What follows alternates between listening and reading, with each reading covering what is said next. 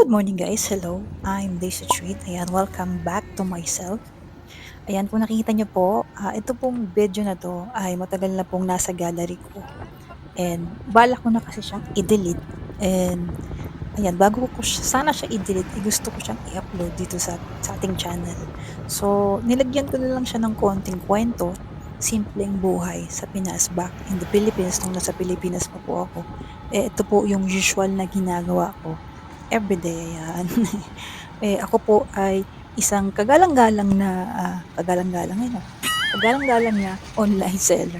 So, ayan yung mga binebenta ko po, meron din po tayong Lazada shop, ayan sa Lazada, and then yung mga binebenta ko, kung ano-ano lang naman din, kung ano yung puwedeng available sa lugar namin.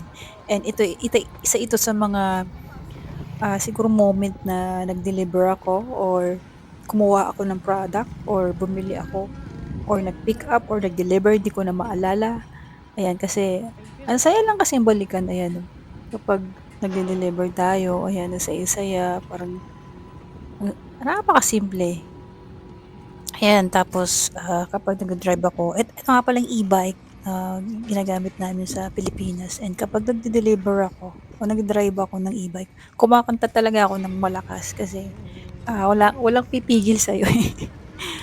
Tapos yung kinakanta ko ano siya, worship song 'no, parang ayan, tinuturo-turo ko pa si Lord, ayan, "Thank you Lord, thank you Lord." Lagi kong tinuturo yung langit na, thank you sa moment na 'to, ayan.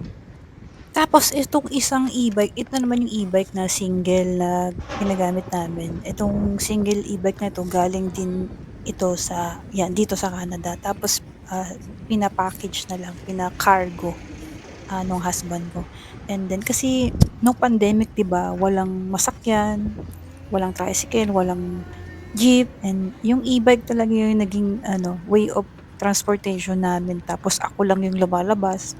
Yun nga 'di ba mayro'n pang ano, quarantine pass bago ka makalabas. So ako lang talaga yung umiikot, ako bumibili ng mga kailangan namin sa bahay. Tapos meron nga rin pala akong ano, networking, ayan, may Siomai King, JC Premier, siyempre yung One Octi, tapos meron din akong mga luya oil, luya ointment, ginger ointment, ayan kung ano-ano. At alam niyo ba guys, dito rin ako nag-start na gumawa ng mga content ko, yung mga product review, kung ano yung product ko sa Lazada. Ginagawan ko siya ng video and then ina-upload ko siya sa channel ko.